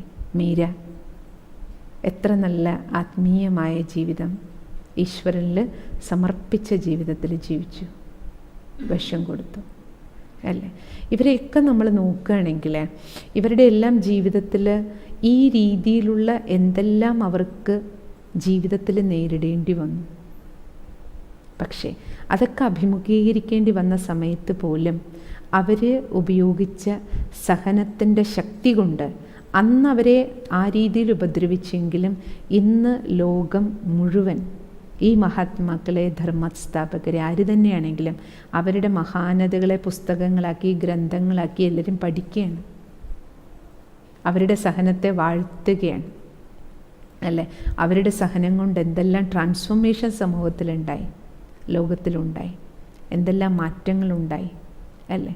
അപ്പം ഇവിടെ നമ്മൾ മനസ്സിലാക്കേണ്ടത് അവർ ആ സമയത്ത് സഹിച്ചത് അയ്യോ ഞാൻ സഹിച്ചേ പറഞ്ഞിട്ടല്ല സഹിച്ചത്, അവരുടേത് ധീരമായ ചുവടുകളായിരുന്നു, ധീരമായ ചുവടുകൾ. ഈ ഈശ്വരീയ വിശ്വവിദ്യാലയത്തിൻ്റെ സ്ഥാപകൻ ബ്രഹ്മബാബയെക്കുറിച്ചും ഓർമ്മ വരികയാണ്. 1936 ശിവപരമാത്മാവിൽ നിന്ന് സത്യജ്ഞാനം കിട്ടിയതിന് ശേഷം ഈ ഈശ്വരീയ യജ്ഞം ആരംഭിക്കുമ്പോൾ, കാരണം അതുവരെ അദ്ദേഹം ഒരു വലിയ ബിസിനസ്സുകാരനായിരുന്നുവല്ലോ, സമൂഹത്തിലെ ഏറ്റവും പ്രിയപ്പെട്ട ആൾ. പക്ഷേ ജ്ഞാനമാർഗത്തിൽ എപ്പോഴാണോ ഭഗവാൻ പവിത്ര ജീവിതത്തെ പവിത്രമാക്കണം എന്ന് പറയാൻ തുടങ്ങിയത്, അപ്പോൾ ജ്ഞാനം സത്സംഗം കേൾക്കാൻ വരുന്നവർ പലരും അവരുടെ ജീവിതത്തെ മനസ്സ വാച കർമ്മണ പാവനമാക്കി മാറ്റി പവിത്രതയുടെ ബലം കൊണ്ട് ജീവിക്കാൻ തുടങ്ങിയപ്പോൾ സമൂഹത്തിൽ വളരെയധികം എതിർപ്പുണ്ടായി. പ്രത്യേകിച്ചും അദ്ദേഹം ജീവിച്ചിരുന്ന സിന്ധി സമുദായത്തിൽ. അതായത് സമൂഹത്തിലെ വലിയ വലിയ നേതാക്കന്മാരുടെ ഒരു ഗ്രൂപ്പ് വന്നൊരിക്കൽ ബ്രഹ്മബാബയോട് പറഞ്ഞു, ബാബാ അങ്ങ് പഠിപ്പിക്കുന്ന ഈ ജ്ഞാനം വളരെ നല്ലതാണ്, ഇതുകൊണ്ട് ധാരാളം നല്ല മാറ്റം ജനങ്ങൾക്കുണ്ട്, പക്ഷെ ഒരു കാര്യം മാത്രം അങ്ങ് ഇതിൽ നിന്ന് ഒഴിവാക്കണം, പവിത്രതയുടെ കാര്യം മാത്രം. കാരണം ആ സമയത്ത് സിന്ധികൾ വലിയ ബിസിനസ്സുകാരും പൈസക്കാരുമാണ്. അപ്പം അവർക്ക് അപ്പോഴേക്കും ഭാരതത്തിൻ്റെ സംസ്കാരം ഈ നോൺ വെജിറ്റേറിയൻ ഫുഡ്, അതുപോലെ മദ്യം, അങ്ങനെയുള്ള അശുദ്ധ സാധനങ്ങൾ, പിന്നെ സ്ത്രീകളൊരു ഭോഗവിലാസോപകരണങ്ങളായിട്ട് ജീവിക്കുക, അങ്ങനെ വളരെ ജീവിതം തമോ പ്രധാനതയിലേക്ക് വരാൻ തുടങ്ങിയിരുന്നു. അപ്പോൾ അതുകൊണ്ട് പവിത്രത എന്ന് പറയുന്ന വിഷയം അവർക്ക് ഇഷ്ടപ്പെട്ടില്ല, ഇത് മാത്രം ഒഴിവാക്കണം എന്ന് പറഞ്ഞു. അപ്പോൾ ബ്രഹ്മബാബ എന്തു പറഞ്ഞു? ബാബ പറഞ്ഞു, നോക്കൂ, ഞാനും ഒരു ഗൃഹസ്ഥനാണ്, കുടുംബസ്ഥനാണ്, നിങ്ങളെപ്പോലെ ജീവിച്ചിരുന്ന ആളാണ്. ഈ പവിത്രതയെക്കുറിച്ച് ഞാനല്ല പറയണേ, സ്വയം ശിവഭഗവാൻ പറയാണ്. ഞാനും ഇത് പഠിക്കുകയാണ്, എൻ്റെ മക്കളും പഠിക്കുകയാണ്, എൻ്റെ വൈഫും പഠിക്കുകയാണ്, ഞങ്ങളെല്ലാവരും ജീവിതത്തെ കുടുംബസമേതം പവിത്രാക്കി മാറ്റിക്കൊണ്ടിരിക്കുകയാണ്. അതുകൊണ്ട് ഭഗവാൻ പറയുന്നതിനെ അല്ലേ, ഈശ്വരനോട് എനിക്കത് പറയരുതെന്ന് പറയാൻ പറ്റില്ല, ഭഗവാൻ പറയുന്നതിനെ അനുസരിക്കാൻ മാത്രമേ കഴിയൂ. ബ്രഹ്മബാബയ്ക്ക് അറിയാമായിരുന്നു ഞാനിത് പറയുമ്പോൾ ഇവരുടെ അടുത്ത് നിന്ന് നാളെ എന്തൊക്കെ എതിർപ്പ് വരണേ, വന്നു. ബാബയെ കൊല്ലാൻ വരെ ശ്രമിച്ചിട്ടുണ്ട്, കൊലയാളികളെ വെച്ചിട്ട്. വളരെയധികം ഉപദ്രവങ്ങൾ, പിക്കറ്റിങ്ങുകളും അതും ഇതും, ചെയ്യാത്ത ഉപദ്രവങ്ങളില്ല. ബാബയും കുട്ടികളും കൂടെ താമസിച്ചിരുന്ന ഭവനത്തിന് തീ വയ്ക്കുന്നതുൾപ്പെടെ ധാരാളം ഉപദ്രവങ്ങൾ വന്നു. പക്ഷേ ബാബ അതൊന്നും കണ്ട് ഭയപ്പെട്ടില്ല, വിഷമിച്ചില്ല. അയ്യോ, ഇത്രയും നല്ല ജീവിതം ജീവിച്ചിരുന്ന എനിക്ക് ഇങ്ങനെ ഒരു ഗതി വന്നല്ലോ. ബാബയ്ക്കറിയാമായിരുന്നു ഇത് പരമാത്മകാര്യാണ്, ഈശ്വരൻ്റെ യജ്ഞമാണ്, ഭഗവാന്റെ ആജ്ഞയാണ്. ബാബ സന്തോഷത്തോടു കൂടിയിട്ട് തന്നെ, സ്നേഹത്തോടു കൂടി തന്നെ പ്രതിഷേധക്കാരുടെ മുന്നിലും ഏറ്റവും നല്ല ആയുധം ഉപയോഗിച്ച് തന്നെയാണ് ബാബ നേരിട്ടത്. കൊച്ചു കുട്ടികൾ പോലും ഈ ചിത്രത്തിൽ നിങ്ങൾ കാണുന്നത്, അന്ന് ഒരിക്കൽ ഈ വിരോധികളെല്ലാം കൂടി ഒരു സൈഡിൽ നിൽക്കുന്നത് വിരോധികളാണ്. അവരെല്ലാം വന്നിട്ട് കൊച്ചു കുട്ടികൾ 60ഓളം കുട്ടികൾ പഠിച്ചുകൊണ്ടിരിക്കുന്നുണ്ടായിരുന്നു അവിടെ, ഓം നിവാസ് എന്ന് പറഞ്ഞിട്ട്. ആ കുട്ടികൾ പുറത്തു പോയി തിരിച്ചു വരുന്ന സമയത്ത് വീട്ടിൻ്റെ ഉള്ളിലേക്ക് പോലും കയറാൻ സമ്മതിക്കാതെ ഈ പിക്കറ്റിങ്ങുകാരെല്ലാം, നിങ്ങളെല്ലാം പിരിഞ്ഞു പോകണം, വീടുകളിൽ പോകണം, ഇനി ഇവിടെ താമസിക്കാൻ പാടില്ല പറഞ്ഞിട്ട് കുട്ടികളെ രാവിലെ അവരെ അവിടേക്ക് കൊണ്ടുപോകും, കടൽക്കരയിൽ കൊണ്ടുപോകും എക്സർസൈസൊക്കെ ചെയ്യിക്കാൻ. തിരിച്ചു വരുമ്പോഴാണ് പിക്കറ്റിങ്ങുകാർ വന്ന് നിൽക്കണം. ഉച്ച വരെ പെരുവെയിലത്ത് കുട്ടികൾ അവിടെ തന്നെ നിന്നു, വെള്ളം പോലും കുടിക്കാതെ. ഇവരെല്ലാവരും അതിൻ്റെ ഇടയിൽ ബിസ്ക്കറ്റും വെള്ളവും സോഡയൊക്കെ വാങ്ങിക്കൊണ്ടുവന്ന് കുട്ടികളെ കഴിപ്പിക്കാനും കുടിപ്പിക്കാനും. അവരൊരു തുള്ളി വെള്ളം ഒന്നും ആരുടെയും കയ്യിൽ നിന്ന് വാങ്ങിയില്ല. അവർ നിന്നിടത്ത് തന്നെ നിന്നു. കൊച്ചു കുഞ്ഞുങ്ങളായിരുന്നു, 7 വയസ്സ്, 8 വയസ്സ്, 9 വയസ്സ്, 10. പിന്നെ ഉച്ചയായപ്പോഴേക്ക് ഈ കുട്ടികൾ ക്ഷീണിക്കണില്ല, അവരങ്ങനെ തന്നെ നിൽക്കുന്നത് കണ്ടപ്പോൾ ഇവർക്ക് ക്ഷീണം ബാധിച്ചു. പിക്കറ്റിങ്ങിന് വന്നവർക്ക് അവർ തിരിച്ചുപോയി. കുട്ടികൾ ബാബയുടെ ഓർമ്മയിൽ തന്നെ അവിടെ നിന്ന്, സഹോദരിമാർ അവർ പിരിഞ്ഞുപോയി. പിന്നെ അവരുള്ളിലേക്ക് പോയി. ഇപ്രകാരം ധാരാളം സംഭവങ്ങൾ ഉണ്ടായിട്ടുണ്ട്. അവിടെ അടിക്കാനും ബഹളം ഉണ്ടാക്കാനും ഒന്നിനും. പിന്നെ പോലീസ് സ്റ്റേഷനിൽ അറിഞ്ഞു, നിയമപരമായിട്ട് മാത്രമേ ബാബ നേരിട്ടുള്ളൂ. സ്റ്റേഷനിൽ അറിയിച്ചു. പിന്നെ പതുക്കെ ഈ പിക്കറ്റിങ്ങുകാർ തിരിച്ചുപോയി. അപ്പം ഇവിടെ നമ്മൾ മനസ്സിലാക്കേണ്ടത്, നമ്മൾ എവിടെ സഹിക്കണം, എത്രത്തോളം സഹിക്കണം, അല്ലേ? സഹനത്തിനോടൊപ്പം വരുന്ന അടുത്ത ശക്തിയാണ് നേരിടാനുള്ള ശക്തി. എവിടെയാണ് നമ്മൾ നേരിടേണ്ടത്? നേരിടുക എന്നുള്ള വാക്ക് കേൾക്കുമ്പോൾ എതിരിടുക എന്നർത്ഥത്തിൽ എടുക്കരുത്. അത് രണ്ടാണ്. എതിരിടുക എന്ന് പറഞ്ഞാൽ റിയാക്ട് ചെയ്യുക, നേരിടുക എന്ന് പറഞ്ഞാൽ ആക്ട് ചെയ്യുക. ഒരു സംഭവം നമ്മുടെ മുന്നിൽ വരുമ്പോൾ അത് നമ്മൾ കുലുങ്ങാതെ എങ്ങനെ ഫേസ് ചെയ്യും, പവർ ടു ഫേസ് ആണ്. അഭിമുഖീകരിക്കേണ്ടത് എങ്ങനെ എന്നുള്ളതാണ്. പൊതുവെ ആൾക്കാർ വിചാരിക്കുന്ന എന്ത് ജീവിതത്തിലും വന്നാലും അതിനെ പ്രതികരിക്കുക. ചിത്രത്തിൽ കാണിച്ചിരിക്കുന്നത് അതാണ്. കൊടുങ്കാറ്റിന് സമാനം നമ്മുടെ ജീവിതത്തിൽ ഒരു പ്രശ്നം വന്നു. അത് കാണുന്നത് ഒരു കത്തുന്ന ചിതയാണ് ചിത്രത്തിൽ കാണിച്ചിരിക്കുന്നത്. ആ ചിതയുടെ അടുത്തൊരാൾ നിൽക്കുകയാണ്, അയാളുടെ തലയിൽ അണയാത്തൊരു ദീപമാണ് കാണിച്ചിരിക്കുന്നത്. അതിൻ്റെ അർത്ഥം എന്താണെന്ന് മനസ്സിലായോ? നമ്മുടെ കുടുംബത്തിൽ നമുക്ക് ഏറ്റവും പ്രിയപ്പെട്ട ഒരാളുടെ വേർപാടുണ്ടായിരിക്കട്ടെ, കാരണം അത് കൊടുങ്കാറ്റിന് സമാനം ഈ ദീപത്തെ അണയ്ക്കാൻ വന്ന ഒരു സംഭവമാണ്. പക്ഷെ ആ സംഭവത്തിൽ പോലും അണയാത്ത ദീപമായി കുലുങ്ങാതെ നമുക്ക് മുന്നോട്ട് പോകാൻ പറ്റുക. കൊടുങ്കാറ്റ് വരുന്നത് ആട്ടാനാണ്, ഉലയ്ക്കാനാണ്. പക്ഷേ നമ്മൾ ആ സംഭവം മുന്നിൽ വരുമ്പോഴും അതിനെ അഭിമുഖീകരിക്കാൻ, അവിടെ നേരിടാനുള്ള ശക്തി നമ്മുടെ പക്കൽ. അതാണ് പരമാത്മാവിനെ ഓർമ്മിക്കുമ്പോൾ നമുക്ക് രാജയോഗത്തിലൂടെ കിട്ടണം. ഇപ്പോൾ ഏറ്റവും പ്രിയപ്പെട്ട, ഉത്തരവാദിത്തപ്പെട്ട, ഇപ്പോൾ പതി പത്നി പലപ്പോഴും നമുക്ക് പല ഫാമിലിയിലും കണ്ടിട്ടില്ലേ, പെട്ടെന്ന് ചിലപ്പോൾ ആരില്ലെങ്കിലും ഒരാൾ പോകും, കുഞ്ഞുങ്ങളുണ്ടാവും. ഇപ്പോൾ രണ്ടിൽ ആര് പോയാലും കുട്ടികളുണ്ട്, ബാക്കി കുടുംബാംഗങ്ങളുണ്ട്, പ്രായമായവരുണ്ട്, എല്ലാവരെയും ചേർത്ത് നമുക്ക് മുന്നോട്ട് പോകണം. പോകാതിരിക്കാൻ പറ്റില്ലല്ലോ. ഒരാൾ പോയി, ആ ആളും കൂടെ ചെയ്യേണ്ടത്, അത് പതിയാണെങ്കിലും പത്നിയാണെങ്കിലും അവരും കൂടെ അഭിനയിക്കേണ്ട റോള് നമുക്ക് എക്സ്ട്രാ അഭിനയിക്കണം. അപ്പോൾ എക്സ്ട്രാ പവറാണ് വേണ്ടേ. ആ എക്സ്ട്രാ പവർ നമുക്ക് വേണമെങ്കിൽ നമ്മൾ പോയല്ലോ കരഞ്ഞുകൊണ്ടിരുന്ന ആക്ട് ചെയ്യാനേ ശക്തി ഉണ്ടാവില്ല, നമ്മുടെ റോളും അഭിനയിക്കാൻ ഉണ്ടാവില്ല, പ്ലസ് പോയാളുടെ റോളും കൂടെ ചേർന്ന് അഭിനയിക്കണം. അപ്പോൾ എക്സ്ട്രാ പവറാണ് വേണ്ടേ. അതാണ് മെഡിറ്റേഷൻ ചെയ്യുമ്പോൾ. നിങ്ങൾ എത്രയോ കുടുംബങ്ങളുടെ അനുഭവം സിസ്റ്ററുടെ മുന്നിലുണ്ട്, സമയമില്ലാത്തതുകൊണ്ടെല്ലാം പറയാൻ. എത്ര ഫാമിലി, ഒന്നുകിൽ ഭാര്യ പോയത്, അല്ലെങ്കിൽ ഹസ്ബൻഡ് പോയത്, അല്ലെങ്കിൽ ഏകപുത്രൻ പോയത്, രണ്ടാമതൊരു കുട്ടി പോലും ഇല്ല, ഒരേ ഒരു കുഞ്ഞുള്ള എത്രയോ പേരുടെ അനുഭവങ്ങൾ സിസ്റ്റർക്കറിയാം. അവർ ക്ലാസ് കേട്ട് ജീവിതം തന്നെ തീർന്നു പറഞ്ഞിട്ടിരുന്നവർ. ജീവിതത്തിലേക്ക് മെഡിറ്റേഷൻ പഠിച്ച് തിരിച്ചു വരാനും മെഡിറ്റേഷൻ കൊണ്ട് ആ സാഹചര്യത്തിൽ നിന്ന് വളരെയധികം മാനസിക വിഭ്രാന്തിയിലേക്ക് പോയി എത്ര മരുന്നുകൾ, സൈക്കാട്രിക് മരുന്നുകൾ കഴിച്ചിട്ടും ഉറങ്ങാൻ പോലും പറ്റാത്തവർ, അങ്ങനെ ധാരാളം പേർക്ക് മെഡിറ്റേഷൻ രാജയോഗത്തിൻ്റെ ഈ അഭ്യാസത്തിലൂടെ ജീവിതത്തിലേക്ക് തിരിച്ചു വരാൻ കഴിഞ്ഞിട്ടുണ്ട്. അതിൻ്റെ കാരണം ഈ ശക്തിയാണ്. കാരണം ബാബ സർവശക്തനാണ്. പരമാത്മാ സർവശക്തിവാനെ ഓർമ്മിക്കുമ്പോൾ നമ്മൾ ആത്മാവിൽ ശക്തി നിറയുന്നതിൻ്റെ തെളിവാണ് ലക്ഷക്കണക്കിന് പേരുടെ ജീവിതാനുഭവങ്ങൾ.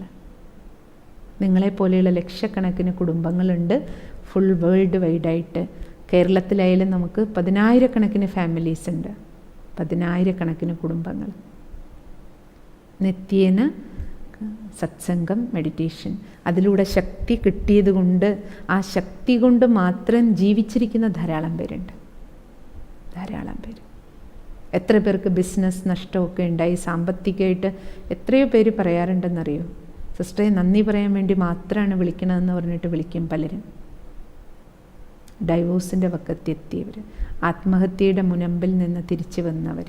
അപ്പോഴാണ് ഫോൺ നോക്കിയിട്ട് നോക്കുന്നതിൻ്റെ ഇടയിൽ അറിയാതെ ഒരു പ്രോഗ്രാം കണ്ടു, പിന്നെ സെൻറ്ററിൽ വിളിച്ചു, ക്ലാസ്സുകൾ കേട്ട് മെഡിറ്റേഷൻ പഠിക്കാൻ തുടങ്ങി. സെൻറ്ററിൽ ഡെയിലി വന്ന് മെഡിറ്റേഷൻ പഠിച്ച് ജീവിതത്തിൽ എത്ര പരിവർത്തനം ഉണ്ടായിട്ടുണ്ടെന്നറിയോ ഓരോരുത്തർക്കും. അപ്പം അതുകൊണ്ട് നമ്മൾ മനസ്സിലാക്കേണ്ട ജീവിതം എന്ന് പറയുന്നത് പറയാറില്ലേ, ലൈഫിൽ സോ മെനി ബെൻസ്, പലതരത്തിലുള്ള ഒരു വളയം, ഒരു എന്താ പറയുക, ജീവിതത്തിൽ ബെൻസ് ഉണ്ടാവും, ഒരു ട്വിസ്റ്റ് വരും, പലപ്പോഴും ഉണ്ടാകും പലതരത്തിൽ. പക്ഷെ അത് എൻഡല്ല, മരണവും ഒരു എൻഡല്ല. നമ്മുടെ കൂടെയുള്ള ഒരാൾ മരിച്ചു എന്ന് പറഞ്ഞിട്ട് എൻഡല്ല, നമ്മൾ മരിച്ചാലും എൻഡല്ല. നമുക്കറിയാം നമ്മൾ പോയിട്ട് വീണ്ടും അടുത്ത ശരീരം എടുക്കും. നമ്മുടെ കൂടെ ഒരാൾ പോയി എന്ന് പറഞ്ഞാലും തീർന്നില്ല, കാരണം നമുക്ക് ബാക്കി പാർട്ട് അഭിനയിക്കണമല്ലോ, അല്ലേ? അപ്പോൾ അവിടെയെല്ലാം നമുക്ക് മാറ്റേണ്ട, അല്ല, മുന്നോട്ട് കൊണ്ടുപോകാൻ നമ്മളെ സഹായിക്കുന്നത് ശക്തിയാണ്. അതിനാണ് അഭിമുഖീകരിക്കാനുള്ള ശക്തിയുടെ ആവശ്യം. പിന്നെ നമ്മൾ മനസ്സിലാക്കേണ്ടത് ജീവിതത്തിൽ ശാരീരികമായിട്ട് തന്നെ ഇപ്പം നമുക്ക് രോഗങ്ങൾ വരിക, ഇപ്പോൾ പെട്ടെന്നാണല്ലോ, ഇപ്പോൾ കോവിഡിൻ്റെ കാലമാണ്, നമുക്ക് പെട്ടെന്ന് അറിഞ്ഞു ടെസ്റ്റ് ചെയ്തപ്പോൾ കോവിഡാണ്, അല്ലെങ്കിൽ ചിലർക്ക് പെട്ടെന്ന് ക്യാൻസർ വരുന്നു, എന്തെല്ലാം രോഗമാണ് അല്ലേ? അങ്ങനെയുള്ള വലിയ വലിയ രോഗങ്ങൾ വരുന്ന സമയത്ത് നമ്മൾ ഡിസ്റ്റർബ് ആകരുത്. കാരണം രോഗത്തെ ഫേസ് ചെയ്യാൻ ആദ്യം വേണ്ടത് മെൻ്റൽ പവർ. ഇപ്പം നമുക്കറിയാലോ, ശരീരത്തിൻ്റെ ഇമ്മ്യൂണിറ്റി പോലെ മാനസികമായിട്ട് ഇമ്മ്യൂണിറ്റി പവർ ഉള്ളവർക്ക് ഈ കീടാണുവിന് അത്രയധികം ആക്രമിക്കാൻ പറ്റില്ല. നമ്മുടെ ഇമ്മ്യൂണിറ്റി പവർ, അതുകൊണ്ടല്ലേ നമ്മുടെ ശരീരത്തിൻ്റെ ഇമ്മ്യൂണിറ്റി പവർ കൂട്ടാൻ വേണ്ടിയിട്ട് എപ്പോഴും ആരോഗ്യവകുപ്പ് നമുക്ക് ഡയറക്ഷൻ തന്നുകൊണ്ടിരിക്കണം. അതേപോലെ മെഡിറ്റേഷനിലൂടെ നമ്മുടെ മനസ്സിൻ്റെ, ആത്മാവിൻ്റെ ഇമ്മ്യൂണിറ്റി പവർ വർദ്ധിക്കുകയാണ്. അതിലൊരു പവറാണ്, ആ ഇമ്മ്യൂണിറ്റിയാണ് ശരിക്കും അഭിമുഖീകരിക്കാനുള്ള ശക്തി എന്ന് പറയുന്നത്. അപ്പം മെഡിറ്റേഷൻ റെഗുലറായിട്ട് നമ്മൾ പ്രാക്ടീസ് ചെയ്യും തോറും നമുക്ക് ഈ പവർ വർദ്ധിക്കും. ജ്ഞാനവും നമുക്ക്, നിത്യ സത്സംഗവും നമുക്ക് ഈ ബലം തരും. ഒന്ന്, സ്വന്തം ശരീരത്തിൻ്റെ രോഗം, ചിലപ്പോൾ നമ്മുടെ കൂടെയുള്ള ആർക്കെങ്കിലും, നമ്മുടെ മക്കൾക്കോ അല്ലെങ്കിൽ നമ്മുടെ ബന്ധുമിത്രാദികൾക്ക്, പ്രിയപ്പെട്ട ആർക്കായാലും, അല്ല അത് നമ്മുടെ ഫ്രണ്ട്സ് ആണെങ്കിൽ പോലും, ചിലർക്കൊക്കെ സങ്കടം കൊണ്ട് സ്വന്തം കൂട്ടുകാരിക്ക് എന്തെങ്കിലും സംഭവിക്കുന്നതിലാണ് ചിലരുടെ ജീവിതം തന്നെ തകിടം മറിയണം. അതുകൊണ്ട് ആർക്കെന്ത് വന്നാലും നമുക്കും അത് താങ്ങാൻ പറ്റണം, അവരെയും കൂടി നമുക്ക് ശക്തി പകർന്നു കൊടുക്കാൻ പറ്റണം. രണ്ട് കാര്യങ്ങളാണ്. അല്ല നമ്മൾ നേരിടുക എന്ന് മാത്രമല്ല, നമുക്ക് അനേകരെ നമുക്ക് താങ്ങായിട്ട്, തണലായിട്ട് മറ്റുള്ളവർക്ക് മാറാനും കഴിയും. അതുകൊണ്ട് നമ്മളെപ്പോഴും ആ മരത്തിൻ്റെ പ്രത്യേക, മരം നോക്കും, അത് കല്ലെറിയുമ്പോൾ കുലയായിട്ടാണ് മാമ്പഴം കൊടുക്കണം. അതേപോലെ നമ്മൾ ജീവിതത്തിൽ നമ്മളെപ്പോഴും മനസ്സിലാക്കണം, ഐ ആം റെസ്പോൺസിബിൾ. ഒരു റെസ്പോൺസിബിൾ ആയിട്ടുള്ള മനുഷ്യനാണെങ്കിൽ എന്ത് ചെയ്യും, എപ്പോഴും നമ്മൾ ഓരോരുത്തരും റെസ്പോൺസിബിലിറ്റി ഏറ്റെടുക്കും. നമുക്ക് വേറെ ഒന്നും കൊടുക്കാൻ പറ്റിയില്ലെങ്കിലും കുലയായിട്ട് സ്നേഹം കൊടുക്കാൻ പറ്റും. എറിയുന്നവരെറിഞ്ഞോട്ടെ കല്ല്. ചിലരുടെ ചോദ്യത്തിന് പോലും നമുക്ക് മറുപടി കൊടുക്കാൻ പറ്റില്ല, വേണ്ട, പക്ഷെ സ്നേഹം കൊടുക്കാമല്ലോ. അതാണ് അവരാണ് ഏറ്റവും വലിയ വിജയികൾ. ഉത്തരവാദിത്ത സ്ഥാനത്തിരുന്നുകൊണ്ട് എതിർക്കുന്നവരെ പോലും സ്നേഹിക്കാൻ കഴിയും. മിക്ക സ്ഥലങ്ങളിലും പ്രാക്ടിക്കലി നമുക്ക് കുടുംബത്തിലും ജോലിസ്ഥലത്തും ഇത് വേണ്ടി വരും. അതേറ്റവും പ്രധാനപ്പെട്ട കാര്യമാണ്. ഇനി അഭിമുഖീകരിക്കേണ്ട വിഷയത്തിൽ നമ്മളെപ്പോഴും നോക്കണം. പ്രത്യേകിച്ചും സ്ത്രീകളാകുമ്പോൾ, ലേഡീസ് ആകുമ്പോൾ ഏറ്റവും പ്രധാനപ്പെട്ട ഒരു കാര്യമാണ് ലേഡീസിൻ്റെ ജീവിതത്തെ മാസത്തിൽ ഒരാഴ്ച നമ്മുടെ ശരീരത്തിലുണ്ടാക്കുന്ന ഹോർമോൺ ചേഞ്ച്. അത് ചിലപ്പോൾ 2 ആഴ്ചയ്ക്ക് മുമ്പേ അതിൻ്റെ അസ്വസ്ഥതകൾ തുടങ്ങും. പിന്നെ സ്ത്രീകൾക്ക് മുമ്പൊരു ഇതിൽ സിസ്റ്റർ പറഞ്ഞിരുന്നു, 1 മാസത്തിലുള്ളത്, പിന്നെ 45, 50 അല്ലെങ്കിൽ 55 വയസ്സ് ആ പ്രായം എത്തിക്കഴിയുമ്പോൾ ഒരു മെനോപാസിൻ്റെ ഘട്ടം. ഈ 2 ഘട്ടങ്ങളിൽ ലേഡീസിനെ സംബന്ധിച്ചിടത്തോളം ഹോർമോൺസിൻ്റെ ചേഞ്ച് മാനസികമായിട്ടൊരു വലിയ വിഭ്രാന്തി, അതായത് ഒരു മൺകുടം പൊട്ടുന്ന അവസ്ഥ പോലെയാണ് മനസ്സാക്കുക. പൊട്ടലിൻ്റെ ഒരു അവസ്ഥയാണ്. പിന്നെ പോയി ആരെങ്കിലും ഒന്ന് തട്ടിയ ചിതറിപ്പോവും. അങ്ങനെ മനസ്സ് തകർന്നുടഞ്ഞിരിക്കുന്ന ഒരു വേളയായിരിക്കും അത്. അപ്പോൾ പ്രത്യേകിച്ച് നമ്മൾ കുടുംബത്തിൽ ബാക്കിയുള്ളവരെല്ലാവരും അതുകൊണ്ട് ആ സമയത്ത് നമ്മൾ അവർക്കൊരു സപ്പോർട്ട് കൊടുക്കുക, സ്നേഹം കൊടുക്കുക, എക്സ്ട്രാ പരിഗണന കൊടുക്കുക, അധികം അവരെ ഡിസ്റ്റർബ് ചെയ്യാതിരിക്കുക. ആ സമയത്ത് നമ്മളും സ്വയം, ലേഡീസ് ആര് തന്നെയാണെങ്കിലും നമുക്കെല്ലാവർക്കും അറ്റൻഷൻ വേണം. ആ ഒരു പീരീഡിലൂടെ നമ്മൾ കടന്നു പോകുന്ന സമയത്ത് പൊതുവേ ആ സമയത്ത് എല്ലാവരും ജോലിയിൽ നിന്നും മറ്റ് ചടങ്ങുകളിൽ നിന്നെല്ലാം സ്ത്രീകളെ മാറ്റി നിർത്തും. പണ്ടൊക്കെ ഇതിന് പറയുമായിരുന്നു അയിത്തം എന്നാണ്. യഥാർത്ഥത്തിൽ ഇപ്പം അതിൻ്റെ അർത്ഥം എന്താണെന്ന് മനസ്സിലായില്ലേ? ആ സമയത്ത് തീരുമാനങ്ങൾ എടുക്കാനും മറ്റ് കാര്യങ്ങളിൽ ഇടപെടാനും ശാരീരികമായിട്ടും മാനസികമായിട്ടും നമ്മൾ വീക്കായിരിക്കും. അപ്പോൾ ശാരീരികമായിട്ടും മാനസികമായിട്ടും ആ വ്യക്തിക്ക് ആ സമയത്ത് റെസ്റ്റ് കൊടുക്കുക എന്നുള്ളതാണ്. അല്ലാതെ വേറെ അയിത്തൊന്നുമല്ല. തൊട്ടുകൂടായ്മ, തീണ്ടിക്കൂടായ്മ, അതിനെ പിന്നെ ആൾക്കാർ പലതരത്തിൽ മാനസിക സമ്മർദ്ദം കൊടുക്കുക.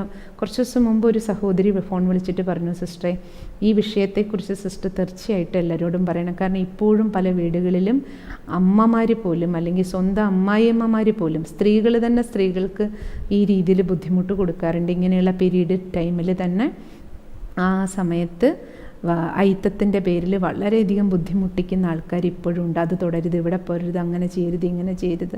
അപ്പോൾ നമ്മൾ മനസ്സിലാക്കേണ്ടത് യഥാർത്ഥത്തിൽ അവർക്ക് റെസ്റ്റ് കൊടുക്കൂ എന്നുള്ളതാണ്. ആ സമയത്ത് അവരെ ഒരിക്കലും ആവശ്യമില്ലാതെ ചീത്ത പറയാനും ബഹളം ഉണ്ടാക്കാനും എന്തെങ്കിലും അവരൊരു തെറ്റ് ചെയ്താൽ പോലെ കറക്ഷൻസ് ഒന്നും ആ ഒരു ടൈമിൽ കൊടുക്കാതിരിക്കുക. അങ്ങനെ അവർക്ക് കുറച്ചൊരു മെൻ്റൽ സപ്പോർട്ട് കൊടുക്കുകയാണ് നമ്മൾ ചെയ്യേണ്ടത്. അല്ലാതെ വേറെ അശുദ്ധിയൊന്നുമില്ല. ഇപ്പം നമ്മുടെ ശരീരത്തിൽ നിന്ന് എല്ലാ, സ്ത്രീയാണെങ്കിലും പുരുഷനാണെങ്കിലും നമ്മുടെയൊക്കെ ശരീരത്തിൽ നിന്ന് യൂറിൻ പോകുന്നുണ്ട്, മറ്റ് വിസർജ്യങ്ങളൊക്കെ പോകുന്നുണ്ട്. അതേപോലെ ബോഡിയിൽ നിന്ന് ഉണ്ടാകുന്ന ഒരു ഹോർമോൺ ചേഞ്ചിലൊരു വിസർജ്യം മാത്രമാണത്. അതിന് വേറെ എന്താണ്? അതിൽ വേറെ ഒന്നുമില്ല. അതിനെ ഈശ്വരനുമായിട്ടൊന്നും കണക്ട് ചെയ്യേണ്ട ഒരു കാര്യമില്ല. പക്ഷേ നമ്മൾ അങ്ങനെ ഇരിക്കുമ്പോൾ പിന്നെ പൂജാതി കർമ്മങ്ങളോ ക്ഷേത്രത്തിൽ പോകാതിരിക്കുക, അതെല്ലാം ആ ആചാരത്തിൻ്റെ ഭാഗമായിട്ട് നമ്മൾ ചെയ്യുന്നില്ല എന്ന് മാത്രമേ ഉള്ളൂ. പക്ഷേ അതിൻ്റെ പേരിൽ പെൺകുട്ടികൾ, അത് മരുമക്കളാണെങ്കിലും മക്കളാണെങ്കിലും, അവരെ വേറൊരു കണ്ണിൽ നമ്മൾ കാണുന്നത് ഒരിക്കലും ശരിയല്ല. പിന്നെ ആ അവസ്ഥയിലൂടെ കടന്നു പോകുമ്പോൾ നമ്മൾ ലേഡീസ് ശ്രദ്ധിക്കേണ്ടത്, നമ്മൾ ആവശ്യമില്ലാതെ ആ സമയത്ത് നമുക്കറിയാം നമ്മൾ ഡിസ്റ്റർബ്ഡ് ആണ് എന്ന്, നമ്മുടെ മനസ്സ് കലങ്ങിയ അവസ്ഥയാണ്. അതുകൊണ്ട് ഒരു കാര്യത്തിനും തീരുമാനം പറയാനും അഭിപ്രായം പറയാനും ഒന്നും ആ സമയത്ത് പോകാതെ കുറച്ച് സൈലൻ്റായിട്ടിരിക്കാൻ നമുക്ക് കഴിഞ്ഞാൽ വളരെ നല്ലതാണ്. അത് കഴിഞ്ഞിട്ട് നമ്മൾ അതിൻ്റെ അഭിപ്രായം പറയുന്നതായിരിക്കും നല്ലത്. കുറച്ച് അപ്പോഴേ പ്രോപ്പർ, കാരണം കലങ്ങിയിരിക്കുന്ന മനസ്സിൽ ഒരിക്കലും ശരിയായ തീരുമാനം വരില്ല. ആ സമയത്ത് നമ്മൾ മുതിർന്നവരുടെ തീരുമാനത്തിന് അനുസരിച്ച് പോവുക. പിന്നെ നമുക്ക് നമ്മുടെ അഭിപ്രായം പറയണമെങ്കിൽ മാനസികമായൊരു പരിപക്വതയിൽ ആർജിച്ചതിന് ശേഷം നമ്മൾ നമ്മുടെ തീരുമാനം പറയുന്നതാണ് എപ്പോഴും നന്നായിരിക്കുക. ഇനി എതിരിടുക എന്ന് പറയുമ്പോൾ ഇത് നമുക്ക് എപ്പോഴും ഓർമ്മ വേണം. കാളിയുടെ ചിത്രമാണ് പൊതുവെ ഭക്തിയിൽ കാണിക്കണം. ശക്തി ദേവിമാരിൽ തന്നെ ഒരു ഡിഫറെൻറ്റ് പിക്ചറാണല്ലോ കാളി ദേവിയുടെ ചിത്രം.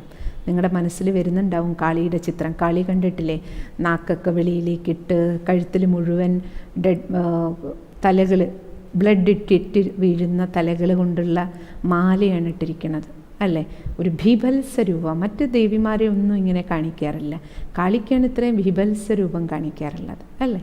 അപ്പോൾ അത് ശരിക്കും കാണിച്ചിരിക്കുന്നത് എന്താണ്? നേരിടാനുള്ള ശക്തിയെ കാണിച്ചിരിക്കുക. എന്താ നേരിടേണ്ടത്? ആരുടെ തലയാണ് അറുത്തിരിക്കുന്നത്? മറ്റാരുടെയും തലയറുത്തിട്ട് കഴുത്തിൽ മാല തൂക്കുക എന്നുള്ളതല്ല.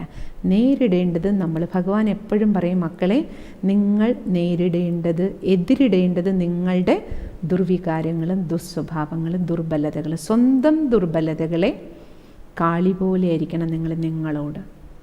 ഭഗവാൻ പറയും, മറ്റുള്ളവരോട് നിങ്ങൾ ശീതളാദേവിയായിരിക്കണം, പക്ഷെ സ്വന്തം ദുർബലതകൾക്ക് നേരെ കാളിയാവണം എന്ന് പറഞ്ഞാൽ എന്താ അർത്ഥം? അവനവൻ്റെ വീക്ക്നെസ്സിൻ്റെ മേലെ മണ്ണിട്ടുകൊണ്ടിരിക്കരുത്. മറ്റുള്ളവരുടെ കുറവുകളെ ഹൈലൈറ്റ് ചെയ്യും, സ്വന്തം കുറവുകളെ മൂടി വയ്ക്കാനും നമ്മൾ ശ്രമിക്കാൻ പാടില്ല. സ്വന്തം കുറവുകളെ എന്ത് ചെയ്യുക? അതിനെ എതിരിടുക, അതിനെ ഇല്ലാണ്ടാക്കുക, അതിനെ ഭസ്മീകരിക്കുക. അതിൻ്റെ തലയാണ് നമ്മൾ മുറിക്കേണ്ടത്. അതുകൊണ്ട് നമുക്ക് ചെയ്യേണ്ടത് എന്താ? ഇന്നത്തെ ഹോംവർക്ക് എന്താണ്? ഇത് ഹോംവർക്ക് ചെയ്യണം. നമുക്ക് നമ്മുടെ ദുർബലതകളോട് കാളിയാവണം, വേണ്ടേ?